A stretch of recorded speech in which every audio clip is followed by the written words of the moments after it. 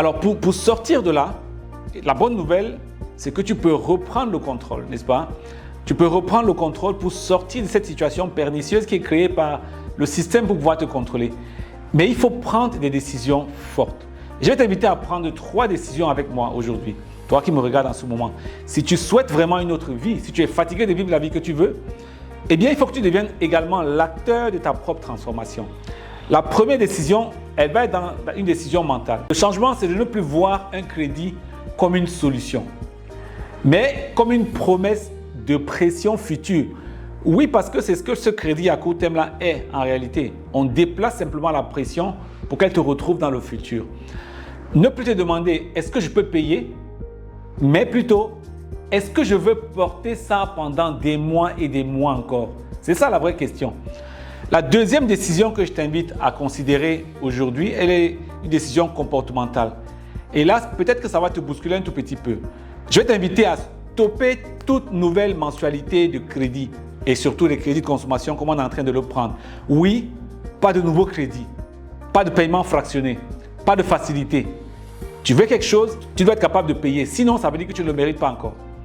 Ce simple geste va créer immédiatement de l'oxygène mental. Tu vas commencer à respirer encore un tout petit peu. La troisième décision que je vais t'inviter à prendre, celle-là est d'ordre stratégique. Oui, on a compris, on prend conscience, n'est-ce pas? On prend une décision d'arrêter la saignée, mais ça ne suffit pas. Je vais t'inviter à passer à l'action. Cette décision-là, c'est la troisième décision.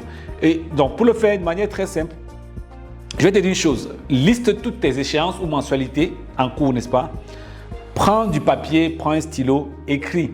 Ne commence pas à faire un exercice mental, non. Note noir sur blanc, bleu sur blanc, comme tu veux, les mensualités actuelles que tu as, n'est-ce pas? Et pour chacune, pose-toi une question importante. Une question simple, mais peut-être qui va te bousculer. Si je pouvais revenir en arrière, est-ce que je signerais encore?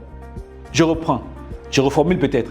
Si je pouvais revenir en arrière avant que j'ai pris ce crédit qui me met dans cette situation, cette pression, est-ce que j'aurais pris ce crédit pour acheter cette voiture? Est-ce que j'aurais pris ce crédit pour acheter ce téléphone à crédit? Est-ce que j'aurais pris ce crédit pour acheter ces vêtements à payer plus tard? Est-ce que j'aurais pris ce crédit pour acheter ces appareils électroménagers?